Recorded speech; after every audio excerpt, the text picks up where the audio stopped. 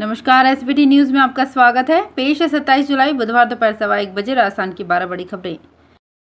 Supreme court बुधवार को prevention of money laundering act के विभिन्न प्रावधानों की संवैधानिकता चुनौती देने वाली याचिकाओं पर फैसला सुनाया। अदालत ने प्रवर्तन निदेशालय को मिले गिरफ्तारी के अधिकार को बरकरार रखा है। सुप्रीम कोर्ट ने कहा कि मनी लॉन्ड्रिंग के तहत गिरफ्तारी मनमानी नहीं है। कोर्ट ने पीएमएलए के उन प्रावधानों की वैधता को कायम रखा है जिनके खिलाफ आपत्तियां लगाई गई थी। पूर्व केंद्रीय मंत्री पी चिदम्बरम के बेटे कार्ति चिदम्बरम, महाराष्ट्र सरकार के पूर्व मंत्री अनिल देशमुख, जम्मू कश्मीर की पूर्व मुख्यमंत्री महबूबा मुफ्ती समेत 242 याचिकाकर्ताओं ने ईडी के अधिकारों और जांच प्रक्रिया को चुनौती दी थी।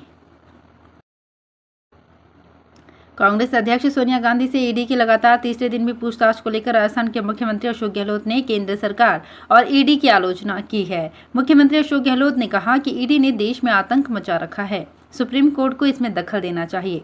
सीएम अशोक गहलोत ने बुधवार को दिल्ली में एआईसीसी मुख्यालय में मीडिया से बातचीत करते हुए कहा कि पहले कांग्रेस के पूर्व अध्यक्ष राहुल गांधी से 5 दिन तक 50 घंटे पूछताछ की गई। उसके बाद अब सोनिया गांधी से भी पूछताछ का तीसरा दिन है।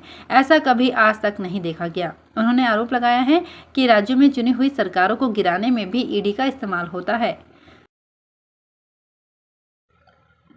राजस्थान के सरकारी कॉलेजों में भले ही उच्च शिक्षा विभाग ने 25% सीटों का इजाफा कर दिया है, लेकिन पिछले 3 सालों में खुले कॉलेजों के हालात ये हैं कि सभी बच्चे एक साथ क्लास लेने आ जाए तो बैठने की पर्याप्त जगह ही नहीं है। ज्यादातर नए कॉलेज अस्थायी भवनों में ही चल रहे हैं, जिन्हें सरकारी स्कूलों में अन्य जगह 5-8 कमरे अलॉट हैं।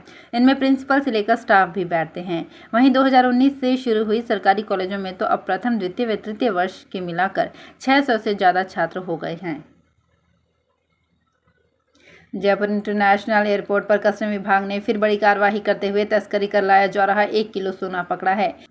ये सोना ईंट के रूप में दुबई से लाया गया था। तस्कर ने सोने की ईंट को फ्लाइट के अंदर अपनी सीट के नीचे छिपा रखा था, लेकिन कस्टम विभाग के अधिकारियों को मिले इनपुट के आधार पर जब उन्होंने सीट की तलाशी ली तो उन्हें सोने की ईंट मिल गई। इस पर कस्टम अधिकारियों ने यात्री को गिरफ्तार कर लिया। राजस्थान के मेडिकल कॉलेजों से पीजी व सुपर स्पेशलिटी कोर्स के बाद 5 साल की सरकारी सेवा की बाध्यता घटाकर 2 साल कर दी गई है। अगले 2 माह में नीट पीजी की काउंसलिंग होनी है। एससीएमएस स्टूडेंट्स को मेडिकल कॉलेज के चयन में इसका लाभ मिलेगा।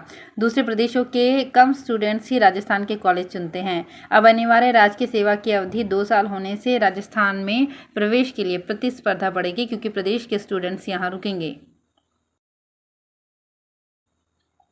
रक्षाबंधन पर इस बार राखियों का नवाचार किया जा रहा है। परंपरागत रूप से रेशमी और सूती धागों से बनी राखियों से इधर अब गाय के गोबर से बीज मिलाकर रक्षा सूत्र बनाए जा रहे हैं।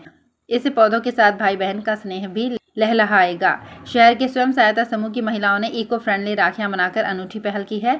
भारतीय जैविक महिला किसान उत्पादक संघ की राष्ट्रीय अध्यक्ष संगीता गौड़ ने बताया कि इस स्वयं सहायता समूह की महिलाएं गाय के गोबर में तुलसी, अश्वगंधा, कालमेघ, किनोवा व अन्य बीज पिरोकर रक्षा सूत्र बना रही हैं। उन्होंने बताया कि राखियों को गुगा नवमी के दिन गमले में डालकर पौधा अंकुरित किया जा सकता है।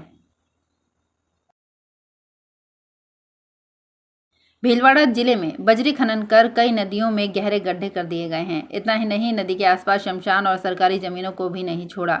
यहाँ भी माफिया बजरी के स्टॉक लगा रहे हैं। लेकिन जिले का बावलास गांव ऐसा है जहां कोठारी और ब्राह्मणी नदी से तोला से अरसीपुरा तक 8 किलोमीटर के एरिया में 10 साल से बजरी खनन और परिवहन नहीं होता है।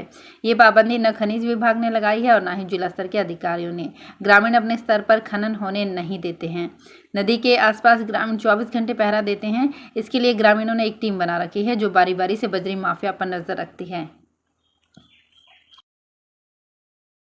दूध, दही, पनीर, पानी, मीट, फल, सब्जियों तथा सड़े गले पदार्थों में अब बीमारी फैलाने वाले बैक्टीरिया और उसकी मारक क्षमता का पता लगाया जा सकेगा। राजस्थान के जयपुर की सेठी कॉलोनी स्थित जन स्वास्थ्य प्रयोगशाला समेत जोधपुर, उदयपुर, अलवर और कोटा में खाने की चीजों में बैक्टीरिया का पता लगाने के लिए food safety standard authority of India नई दिल्ली ने 5 फूड माइक्रोबायोलॉजी लैब टर्न की बेसिस पर खोलने की अनुमति दी है। टर्न की बेसिस का मतलब यानी मशीन उपकरण FSSAI लगाएगी। एक लैब पर करीब 1 करोड़ रुपए की लागत आएगी। करौली जिले में मेहंदीपुर बालाजी आस्था धाम सहित आसपास के क्षेत्रों में मंगलवार को सुबह 6 बजे से शुरू हुई रिमझिम तो कभी तेज बारिश अनवरत 2 घंटे तक जारी रही। आस्था धाम के टोडा भीम रोड पर श्रद्धालु बारिश में भीगते हुए श्री बालाजी महाराज के दर्शनों के लिए कतारों में खड़े रहे और जयकारे लगाते हुए राम नाम संकीर्तन किया। श्रद्धालु बारिश में भीगते रहे एवं श्री बालाजी महाराज मंदिर में जाकर श्री बालाजी महाराज के मत्था टेका एवं भोग प्रसाद फूलमाला चढ़ाकर मंगलमय जीवन की कामना की। बालाजी मंदिर के आगे एवं टोडा भीम रोड सड़क पर 1 से 2 फुट पानी बहने से श्रद्धालु बहते पानी में दर्शनों का इंतजार करना पड़ा।